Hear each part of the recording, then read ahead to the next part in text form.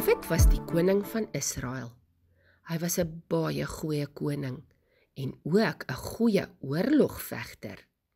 Sy seun was Absalom. Hy het baie mooi en lang hare gehad. Dawid was baie lief vir sy seun Absalom. Absalom wou graag die koning wees en het allerhande skelm planne gemaak sodat die mense van hom sal hou en nie meer van koning Dawid nie. Eendag het hy vir almal gesê dat wanneer hulle die ramshoring hoor, moet hulle sê, Absalom is koning!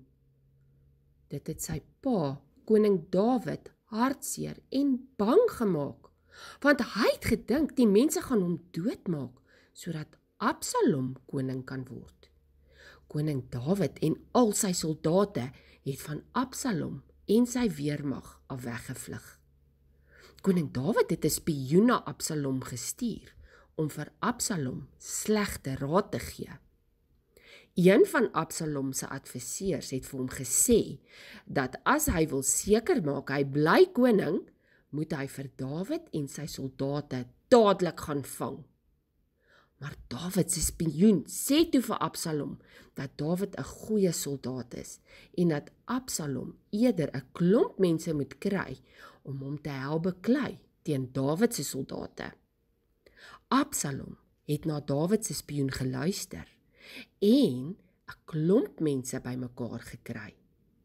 Die spioen het vir Dawid laat waarsku en Dawid het ook sy soldate reg gekry vir die geveg. Dawid was nog steeds baie lief vir sy seun Absalom. Daarom het hy vir sy soldate gevra om asseblief nie vir Absalom seer te maak nie. Dawid se soldate was goeie soldate en hulle het Absalom se soldate gewen. Absalom was bang en het op sy muil geklim en probeer wegkom.